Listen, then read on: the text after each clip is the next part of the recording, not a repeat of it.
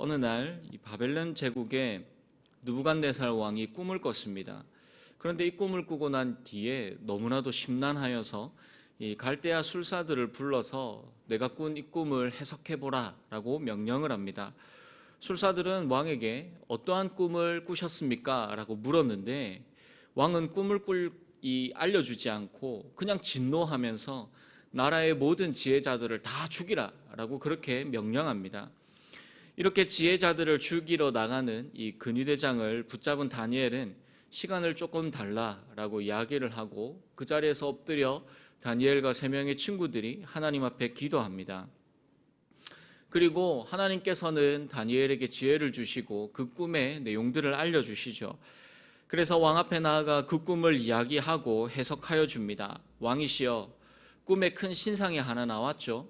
머리는 순금, 가슴과 팔은 은, 배와 널쩍다리는 놋, 종아리는 쇠, 발은 쇠와 진흙이 섞인 거 맞죠? 그런데 손대지 않는 돌이 날라와서 이 신상을 쳤고 신상이 부서져서 흩날리고 돌은 태산을 이루는 그 꿈을 꾸신 것이 맞습니까? 왕이 놀라했습니다. 누구에게도 말하지 않았던 이 꿈을 정확하게 이 다니엘이 맞췄기 때문입니다. 이어서 다니엘은 그 꿈을 해석합니다. 신상의 머리는 왕이시고 여러 지체는 뒤에 나타날 여러 나라들을 의미하며 여러 왕들의 시대에 하나님이 세우신 한 나라가 모든 나라를 쳐서 멸하고 영원히 설 것입니다. 왕은 다니엘의 말을 듣고 하나님은 모든 신의 신이다 라고 고백하며 다니엘은 바벨론 온 지방을 그리고 세 명의 친구는 지방의 일을 다스리는 권세를 그들에게 허락합니다. 이것이 다니엘 2장의 내용입니다. 그리고 이어서 3장을 시작하면서 이 느부갓네살 왕은 갑자기 두라 평지에 큰 신상을 만들었습니다.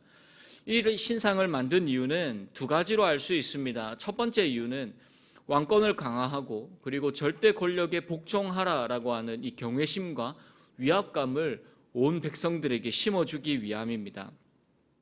그리고 두 번째 이유는 2장에 방금 이야기를 했던 이 꿈과 관련되어져 있습니다. 거대한 신상이 파괴되어지는 꿈, 언젠가는 자신이 세웠던 이 나라가 다른 나라에 의하여서 패배할 것이라는 이 예언이 실현되어지지 않기 위하여 자신이 섬기는 신의 도움을 구하는 방식이며 표식으로 이 신상을 세워나갑니다. 그래서 왕은 커다란 금신상을 만들었는데 높이가 27m고 그리고 넓이가 2.7m나 되는 거대한 신상을 두라 평지에 만들고 온 백성들에게 이 신상 앞에 절을 하라라고 그렇게 이야기를 합니다. 실제로 고고학자들은 느부갓네살 시대에 작성된 이 바벨론 문서를 발굴하였는데 이 신상에 대한 이야기가 기록되어져 있다고 합니다. 왕으로서 나는 신상을 세웠다. 나의 이름을 존중하라. 그의 왕조는 계속될 것이다. 라고 하는 이 문구가 실제로 기록되어져 있는 바벨론 문서를 발굴하기도 하였습니다. 즉 이 신상의 주된 설립의 목적은 다름 아닌 하나님의 계시가 이루어지지 않게 하기 위함입니다. 왕은 신상을 강제로 섬기게 하기 위하여서 대단한 오케스트라를 준비합니다. 또한 신상 앞에 절을 하는 것을 법으로 제정합니다. 그리고 이 법을 어기시 가장 큰 벌을 내리겠다라고 선포합니다. 다니엘 3장 6절 말씀을 보시면 누구든지 엎드려 절하지 않는 자는 즉시 맹렬히 타는 풀무불에 던져 넣으리라 하였더라.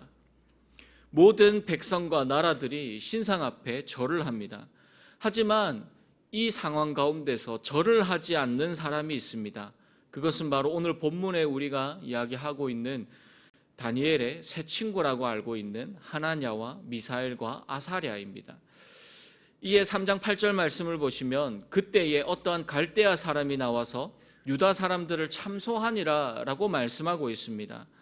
여기에서 이 어떠한 갈대아 사람은 당시에 왕의 총애를 받던 갈대아 술사들입니다. 하지만 이들은 앞서 2장에서 나왔던 것처럼 왕이 어떠한 꿈을 꾸었는지 알지도 못한 채 목숨을 잃어버릴 뻔했던 그러한 자들입니다. 다니엘과 세 명의 친구들에 의하여서 겨우겨우 목숨을 부지하였지만 왕의 총애를 받는 이들을 시기하면서 적재적소에 그리고 적절한 시기에 이 세 명의 친구를 고발한 것입니다. 오늘 본문은 이러한 배경 속에서 왕이 분노하여서 하나냐와 미사엘과 아사랴를 소환하여 협박하는 장면을 기록하고 있습니다. 오늘 본문 13절 말씀을 보시면 느부갓네살 왕이 노하고 분하여 사드락과 메삭과 아벳느고를 끌고 오라 말하매 드디어 그 사람들을 왕의 앞으로 끌고 온지라. 여기에서 노하고 분하였다라는 것은 왕의 분노가 극대화, 왕이 이 분노를 참을 수 없을 만큼 분노의 극대화를 표현하고 있습니다. 그리고 그들의 이름을 바벨론식 이름으로 바꾸어서 부르며 소환합니다. 사드락과 메삭과 아벳느고를 끌고 오라. 왕은 의도적으로 바벨론식 이름을 사용하면서 그들은 위대한 왕의 신하이며 바벨론 백성임을 강조하고 있는 것이죠. 그런데 여러분 14절 말씀을 이어서 보시면 왕이 금신상을 세운 또 하나의 이유를 이렇게 이야기합니다. 느부갓네살이 그들에게 물어 이르되 사드락과 메삭과 아벳느고야 너희가 내 신을 섬기지 아니하며 내가 세운 금신상에게 절하지 아니한다 하니 사실이냐? 내 신을 섬기지 않고 내가 세운 금신상에 절하지 않느냐? 여러분, 이는 내가 섬기는 신과 그 금신상을 동일시하고 있습니다. 즉 왕은 지금 어떻게 이 금신상을 세웠는지 또한 어떻게 이야기하고 있느냐고 하면 내가 곧 왕이며 또한 내가 너희가 섬겨야 할 신이 곧 나다 라고 이야기하는 것입니다. 즉 바벨론 왕은 다니엘을 통하여서 하나님의 직접적인 경고의 예언과 그 뜻을 전해 들었습니다. 이렇게 놀라운 하나님의 그 은혜를 체험하였지만 왕의 선택은 신상을 세우고 자신을 신으로 높이며 참신이신 하나님과 대치 상태를 선택하였던 것입니다. 자신의 힘과 뜻을 확고히 구축하기 위하여서 또 내가 더 강하다, 나의 힘이 더 세다라는 것을 과시하기 위하여 오히려 하나님께서 꿈에서 보여주신 그 신상의 모습을 따라서 그대로 자신의 모습을 신상화한 것입니다. 그래서 사드락, 메삭, 아벳느고를 끌고 오라라고 명하면서 너희는 여호와의 사람이 아니라 바벨론의 사람이다 이라는 것을 의도적으로 그들에게 강조하면서 이야기를 하고 있는 것이죠. 또한 한편으론 자존심이 상했을 것입니다. 신상에 절하지 않는 이 세 사람을 향하여 하찮은 그 신하 세 명에 의하여서 자신의 어떠한 신적 권위가 무너졌다라는 이 사실에 왕은 또한 분노하고 있는 것이죠. 그리고 15절에서 바로 그들을 풀무불에 던지지 않고 다시 한번 그들을 협박하면서 구원의 기회를 주겠다라고 이야기를 합니다. 15절 맨 마지막 하반절을 보시면 능히 너희를 내 손에서 건져낼 신이 누구이겠느냐. 왕이 이렇게 말한 이유는 두 가지 의미를 가지고 있습니다. 첫 번째, 나만 너희를 살려주고 온전히 너희를 구원할 수 있는 전능자이다. 그리고 두 번째는 너희가 믿는 그 여호와라는 신은 약하다입니다. 당시의 일반적인 신에 대한 개념은 각 나라에서 믿는 신들이 다 있었습니다. 그래서 이 A 나라와 B 나라의 전쟁은 우리가 믿는 신들의 전쟁이었습니다. 내가 믿는 신과 상대방이 믿는 신이 누가 더 센가에 따라서 이 전쟁의 승패가 결정된다라고 생각을 했습니다. 그래서 왕은 지금 너희가 믿는 신이 약해서 너희가 믿는 신이 적기 때문에 너희의 신은 너희를 구원할 수가 없다. 하나님은 별거 아니야. 이미 나에게 졌어 라고 이야기를 하고 있는 것이죠. 그런데 여러분, 왕의 이러한 이야기가 당시 바벨론 제국의 왕이 그 세 명의 친구들을 협박했던 그 내용만 담고 있는 것이 아닙니다. 지금 우리에게도 세상은 똑같은 말들을 우리에게 쏟아내고 있습니다. 너 그렇게 살면 인생이 실패자야. 실패해. 그렇게 살지 마. 너 그렇게 하다가 망할걸? 하나님이 지금 중요한 게 아니야. 일단은 살고 봐야지. 일단 그것을 성취해 놓고 봐야지. 목숨을 부지해야 네가 믿는 하나님이라도 어떻게 찾아가고 믿을 거 아니야. 우리의 삶과 목숨을 위협하는 수많은 말과 상황 앞에서 우리의 모습, 또한 우리의 우선순위는, 우리의 중심은 여전히 변함이 없습니까? 우리는 그 사람의 세상의 그 위협 가운데서 온전히 하나님만을 붙들고 그래도 나는 하나님 앞에 나의 신앙을 지킨다라고 이야기를 하고 있습니까? 여러분, 절하지 않는 것이 사실이냐? 라는 이 위협의 질문에 대한 대답이 이 세 명의 목숨이 걸려 있습니다. 하지만 이들은 목숨이 걸린 위협에 굴하지 않습니다. 우리가 이 일에 대하여 왕에게 대답할 필요가 없나이다. 어차피 왕에게 하나님의 살아계심, 전능하신 하나님을 구구절절에 설명해봐도 어차피 왕은 이해하지 못할 것입니다. 아니, 이 친구들은 이렇게 이야기합니다. 아니, 우리가 상황이 좀 이러니까 이해해 주십시오. 어쩔 수 없습니다 라고 하는 이 왕의 이해를 바라지도 않고 있습니다. 이들은 왕에게 담대하고도 확고하게 선포합니다. 17절입니다. 왕이여, 우리가 섬기는 하나님이 계신다면 우리를 맹렬히 타는 풀무불 가운데서 능히 건져내시겠고 왕의 손에서도 건져내시리이다. 그런데 여러분, 더 놀라운 사실은 이 세 명의 친구들의 이 고백이 여기에서 끝나는 것이 아니라는 것입니다. 우리 오늘 본문 18절 말씀을 우리 함께 읽도록 하겠습니다. 그렇게 하지 아니하실지라도 왕이여, 우리가 왕의 신들을 섬기지도 아니하고 왕이 세우신 금신상에게 절하지도 아니할 줄을 아옵소서. 아멘. 이들은 죽음 앞에서 하나님을 타협하지 않습니다. 물론 17절의 고백과 같이 하나님은 전능하시기에 우리를 죽일 수도 있고 살릴 수도 있으시는 그러한 하나님이십니다 라고 이야기를 합니다. 하지만 이들에게 지금 죽고 살아가는 것이 문제도 전부도 아닙니다. 이들의 참된 신앙의 고백의 핵심은 풀무불 가운데 왕의 손에서 건져내신다가 아닙니다. 그렇게 하지 아니하실지라도, 하나님이 그렇게 하지 아니하실지라도, 하나님이 풀무불에서 죽게 하셔도 우리는 하나님 이외에 다른 신들에게 절대로 절하지 않습니다 라고 하는 이 단호하고 분명한 신앙의 고백입니다. 여러분, 누가 우리의 구원자입니까? 사람은, 환경은, 돈은, 세상의 가치관은 우리를 구원할 수 없습니다. 이 땅에서 하나님만이 나의 구원자이심을 확신하는 자만이 이 땅 가운데서 수많은 환경과 문제와 쏟아내는 손가락질과 그 말들과 그 모든 것들 앞에서 그렇게 하지 아니하실지라도 라고 하는 이 믿음의 고백으로 살아갈 수 있습니다. 여러분, 기적이 일어나는 것은 당연하지 않습니다. 하지만 기적과 상관없이 하나님을 향한 순종과 그리고 단호한 결단의 고백은 우리에게 당연한 것입니다. 우리는 이 이야기의 결론을 너무나도 잘 알고 있습니다.